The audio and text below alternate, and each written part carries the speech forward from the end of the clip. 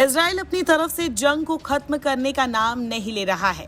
प्रधानमंत्री नेतन्याहू जंग की शुरुआत से ही कहते आए हैं कि वो इस जंग को खुद लड़ेंगे, फिर चाहे कोई देश उनकी मदद करे या ना करे।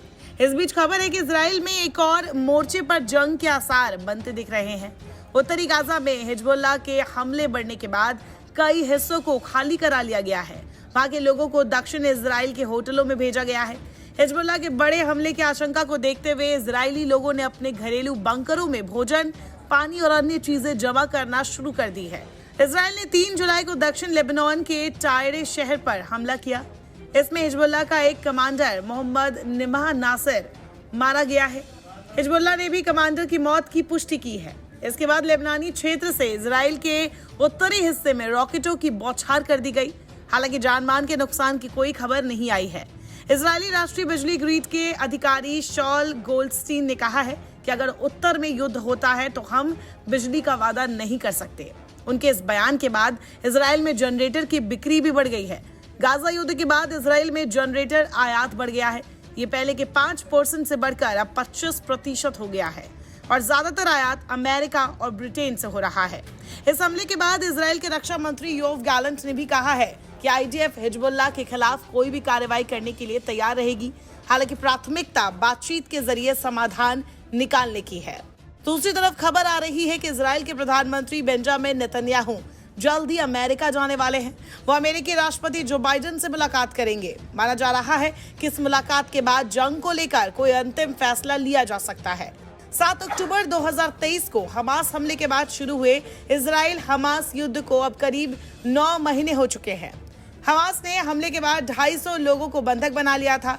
इनमें से 100 रिहा हुए, जबकि अभी भी 100 से ज्यादा लोगों के परिजनों को अपनों की रिहाई का इंतजार है। हालांकि इस हमले की शुरुआत से ही जिस तरह से हिजबुल्लाह ने इजराइल पर बीच बीच में अटैक किए, उससे चिंगारी लगाई जा रही थी। अब ये चिंगारी कब आग बनकर तबाही फैला दे, कुछ कहा नहीं जा सकता। इससे पहले अमेरिका में यात्रा के दौरान गैलेंट ने भी कहा था कि हम लेबनान को पाषाण युग में भेज सकते हैं। कई देशों ने अपने नागरिकों को लेबनान यात्रा के खिलाफ चेतावनी दी है, एडवाइजरी जारी कर दी है।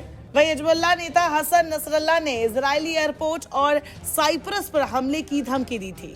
इजरायली सेना आईडीएफ के हमलों में अब तक 37,953 लोगों की मौत की पुष्टि हो चुकी है। आईडीएफ के आदेश के बाद गाजा में 23 लाख फिलिस्तीनी आए दिन यहाँ से वहां भटकने के लिए मजबूर है। गंदी परिस्थितियों के चलते 1.5 लाख से अधिक बच्चे त्वचा संबंधी खतरनाक बीमारियों से जूझ रहे हैं। अब गाजा में इतनी तबाही करने के बाद इजराइल हिजबुल्लाह को टारगेट बना रहा है।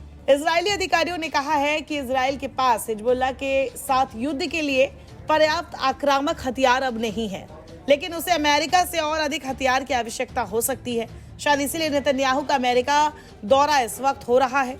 दूसरी तरफ हिजबुल्लाह ने कहा है कि उसने फिलिस्तीनियों के साथ एकजुटता दिखाते हुए 7 अक्टूबर को इजराइल पर हमास के आतंकवादी हमले के बाद 8 अक्टूबर को इजराइल के साथ सीमा पार युद्ध शुरू किया। हिजबुल्लाह के उपनेता नईम कासिम ने बीते दिनों की प्रेस कॉन्फ्रेंस में बताया था कि अगर गजा में युद्ध विराम होता है तो हम बिना किसी चर्चा के रुक जाएंगे। लेकिन हिजबुल्लाह ने यह भी संकेत दिया है कि जब तक इजराइल गजा में युद्ध समाप्त नहीं कर देता, तब तक वो अमेरिका द्वारा मध्यस्थता किए गए समझौते पर सहमत नहीं होगा।